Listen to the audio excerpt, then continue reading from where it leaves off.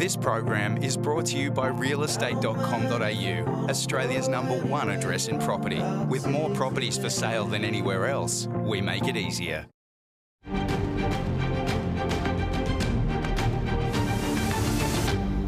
Thanks for being with us here on Business Weekend. If Australia can maintain its current economic footing, there's a strong argument that says the seeds of the next housing boom have already been sown. Now, to get there, you have to get through the next tougher 12 months. But the combination of falling interest rates, rising population and a 10-year low for home building are part of the recipe for prices to again rise in the future, as Edward Boyd discovers.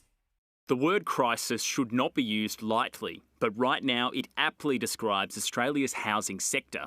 Put simply, not enough homes are being built, population is rising, and it could all be made worse if the Reserve Bank starts cutting interest rates later this year. There is a lack of housing coming through the system at the moment. We have a real supply blockage. The problem is twofold. The material suppliers used in construction of housing, their supply chains, the international supply chains for them, are very congested, very slow, and as a result quite expensive, and that's slowing down builds quite dramatically. We also have a workforce shortage issue as well. It's being made worse by the collapse of home builders and construction companies. Porter Davis was the latest to go under last week. It had more than 1,700 properties under construction in Victoria and Queensland, and another 800 or so waiting to be built. Costs continue to rise, making the economics of building a house worse. But the demand for housing is ever present. I mean, we're still seeing building approvals and commencements happening. As I said, there's about 41,000 commencements over the most recent quarter of data we had.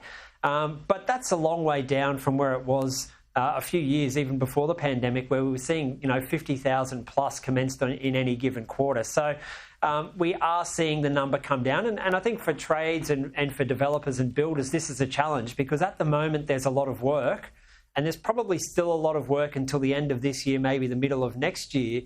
But that pipeline is shrinking. So there is going to be significantly less work. This lack of stock in the property market has caused massive rental increases in the major capital cities. Rental vacancy rates are near record lows. Average rents for houses across Australia in the past year are up more than 18%. For apartments, it's worse, up almost 26%. We've recorded rises in rental vacancies in regional Australia. However, the capital cities are still recording very tight rental markets. So, for example, Sydney's just at 1.3%, with rents rising over the past 30 days by over 2%. Melbourne's rental vacancy rate's just at 1.1%, with a similar rental rise to Sydney. So the good news for tenants is we're now starting to record a bit of an easing in regional Australia, but the capital cities, especially our two largest capital cities, still very much a landlord's market. Add to this mix expected migration numbers. Around 650,000 people are expected to arrive on our shores in the next 2 financial years. But the Australian Housing and Urban Research Institute believe there's a misconception that migrants are adding to the housing problem. Well, one of the things that people often assume is that international migration causes housing affordability problems. It's not really the case. In fact, the challenges we're seeing at the moment, particularly in Queensland, are more to do with interstate migration, people moving from Victoria and New South Wales up to Queensland, putting extra pressure on the market, essentially in southeast Queensland for the main part, but the whole of the state overall. International migration, on the other hand, can actually be a real positive for our housing supply because a lot of the workforce that work on construction, the skilled and semi-skilled occupations that we bring in, actually improve the supply of housing. REA Group says government intervention can help ease the pressures.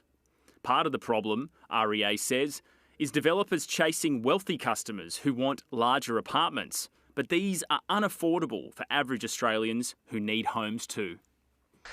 If you talk to developers at the moment, a lot of them say, we can't deliver cheaper housing product, and that's largely because the acquisition cost of the land has been so high. So a lot of the apartment developers are targeting downsizes, it's larger 2 and 3 bedroom apartments, not those 1 and 2 bedroom apartments that we need for the rental market.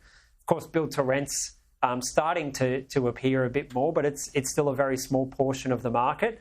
I think really what we do need is some intervention, and we need some public housing being built. Now, state and federal governments are talking about that, but the magnitude that they're proposing is going to be nowhere near large enough to cater to how strong our population is growing and how deficient we are in housing at the moment. So unless the government steps in and starts building, I think that the shortage of housing problems we're seeing at the moment are really going to persist for a number of years.